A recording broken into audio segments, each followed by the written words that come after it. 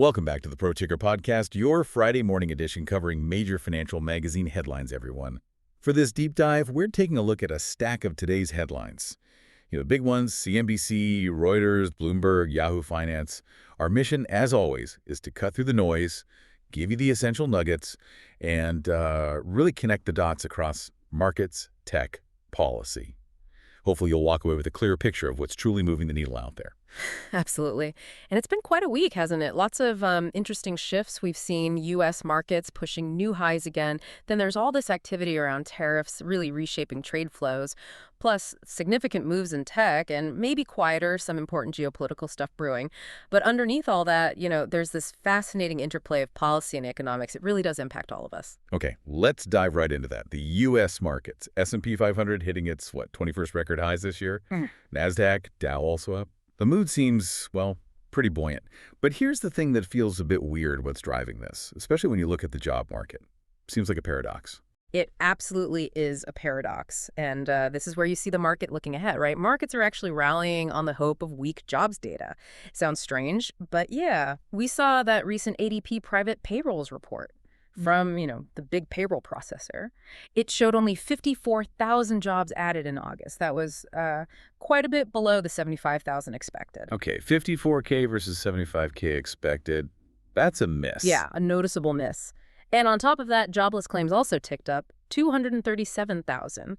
So investors are looking at these figures and thinking, okay, maybe the labor market is slowing down. And for them, that signals the Fed might just have more room, more justification to cut interest rates. Right. Bad news is good news kind of thing. Exactly, that old market saying. So for you listening, whether you're an investor or just trying to make sense of it all, what's the takeaway here? It sounds like everyone's got their eyes glued to Friday's big non-farm payrolls report, the government one, because that could either confirm this softness and give the Fed the green light, or maybe signal something worse. Yeah, Friday's report is, it's definitely pivotal, hugely important. Look, the market, according to CME's FedWatch tool, is pricing in a 99% chance of a Fed rate cut in September. Almost certain. 99%. Wow. Yeah, pretty much baked in. The expectation for Friday's report is around 75,000 new jobs added in August, and maybe unemployment ticking up just a bit to 4.3%. So if that report comes in weaker, maybe below 75K, it gives the Fed what they call cover for those rate cuts, makes borrowing cheaper, hopefully stimulates things a bit, maybe avoids a recession. And this is echoing globally too, right? Generally, yes. European markets, Asia-Pacific markets, they're mostly trading higher. A lot of it is influenced by these U.S. rate cut hopes, though you do see some regional differences, like India's Nifty 50 and Sensex were down a bit, according to CNBC data. Okay, so moving from the market pulse to, well, the policy levers being pulled. This U.S.-Japan trade deal, President Trump formalized it. What's the play here? What are the key details? This deal, it's pretty significant. As reported by CNBC, it sets a baseline 15% tariff on most Japanese imports, and that includes autos, which is crucial. That's actually down from a previous 27.5%. Down. Okay, interesting. Yeah, but here's the other side of the coin, the really interesting part. The deal also includes a commitment for $550 billion of Japanese investments into U.S. projects. Ah, okay, so lower tariffs in exchange for massive investment. Exactly. It feels less like pure free trade and more like strategic managed trade. The U.S. trades market access for big domestic investment. Could be a template, maybe. That makes sense. It's strategic alignment. And sticking with tariffs, it's not just Japan, is it? We're hearing, again, from CNBC, these strong warnings about new chip tariffs coming soon. Yes, fitting right into that theme. Trump basically reiterated that fairly substantial tariffs are coming very shortly. This is specifically on semiconductor imports, the target. Companies that don't shift production to the U.S. So it's pressure to onshore manufacturing? Definitely. But there's a big but here, a major caveat. He also signaled that companies making big investments domestically, like Apple was mentioned, they're likely in pretty good shape, probably exempt. So it's like a stick, but also a carrot, right? Invest here, avoid the tariff. Incentivizing that domestic production, especially for something as critical as chips. Absolutely. Supply chain security, domestic jobs, it all ties together. Which I guess leads us perfectly to this big White House dinner this week, Trump hosting top tech CEOs. Bloomberg had coverage on this. What actually came out of that meeting? Big promises. Oh, yeah, it was a who's who. You had Zuckerberg from Meta, Cook from Apple, Altman from OpenAI, Pichai and Brin from Alphabet, Nadella and Gates from Microsoft, all the heavy hitters. Wow, all in one room. Right. And they collectively pledged, well, massive investments in U.S. AI infrastructure. Zuckerberg apparently committed at least $600 billion through 2028. 600 billion. That's the number reported. And Apple, at another $100 billion for domestic manufacturing. It aligns perfectly with Trump's agenda, lower regulations, push for U.S. tech dominance. But the deeper thing to watch maybe is how this might concentrate even more power with these few giants. Shaping AI development under this sort of government-backed umbrella. Yeah, questions about competition down the line. Yeah. Okay, so let's shift focus beyond the U.S. for a moment. This drive for chip independence, it's global. Reuters reported something interesting about ByteDance, TikTok's owner. What's happening with their chip design staff? Moving to Singapore. Yeah, it's a fascinating move. Apparently, their chip design folks in China just suddenly found out last week they now report to a unit based in Singapore. Suddenly. Okay, why? Well, the general read is that it's ByteDance trying to navigate these tricky U.S.-China tensions. U.S. rules right now stop mainland Chinese firms from using Taiwan's TSMC, the top chip maker, for the most advanced AI chip. Right, the export controls. Exactly. So moving some operations to Singapore might potentially give them a way to access that tech or at least operate more freely. Plus, they're also developing their own custom chip ASICs to be less reliant on suppliers like NVIDIA anyway. It's all about self-sufficiency in this tech race. It really is a global chess game. And connecting this back, China itself is making moves. Bloomberg reported on Xi Jinping hosting this big gathering. Leaders from Russia, India, others. How does this fit into the tariff picture in these shifting alliances? Well, it looks like a clear effort to build an economic bloc, one that can kind of push back against U.S. tariff pressure, maybe build alternative supply chains. Counterbalancing the U.S. influence? Pretty much. A key thing that came out was Russia and China finally agreeing on the Power of Siberia 2 pipeline. Huge energy deal. And India signaled it would keep buying Russian oil, despite U.S. warnings or past tariffs. Reminds me of what Matthew Bartlett, a former State Department guy, said. Energy security is critical to national security in the 21st century. Absolutely. Energy is key. And these countries are prioritizing that, maybe forming closer ties because of external pressures. Larry Summers had a really sharp take on this whole dynamic, didn't he? He did, yeah. The former Treasury Secretary. He said, and I'm paraphrasing slightly, "We've pursued policies that have managed to unite our adversaries and divide our friends."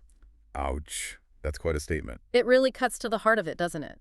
Suggests maybe some U.S. policies, while aimed at securing its own interests, might be unintentionally pushing other countries together, creating new challenges. A complex web, for sure. Yeah. Okay, let's shift gears completely. From geopolitics to corporate strategy. Yeah. BMW CNBC reported they're making a big play against Tesla and Chinese EV makers. What's this strategy?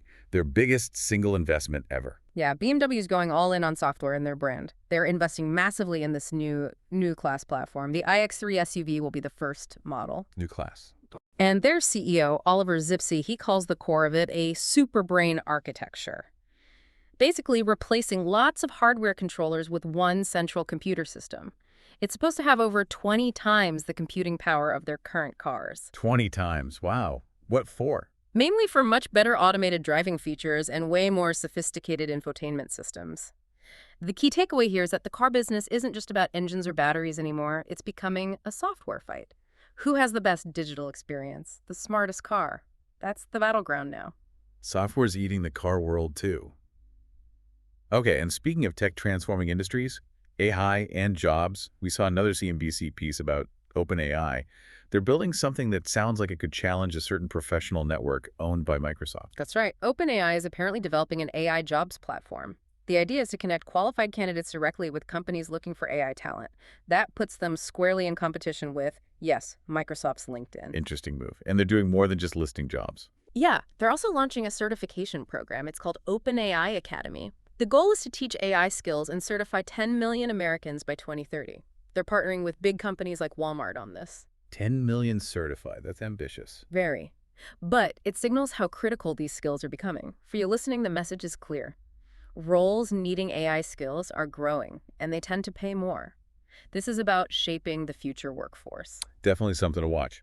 Now, looking at specific companies, Yahoo Finance and CNBC highlighted a bit of a mixed bag. showing how AI demand and tariffs are hitting differently. Yeah, it's a really stark contrast, actually. Shows how selective the market is. You take Broadcom, their shares jumped over 8%. Why? They beat earnings estimates and, crucially, secured $10 billion in orders for custom AI chips. Huge demand there. Clear winner from the AI boom. Absolutely. But then, on the other hand, you have Lululemon. Their stock tanked. Why?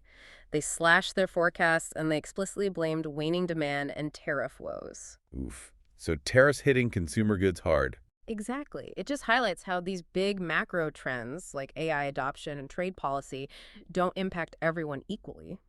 Consumer-facing sectors relying on imports feel the tariff pain much more directly than, say, a key AI components supplier.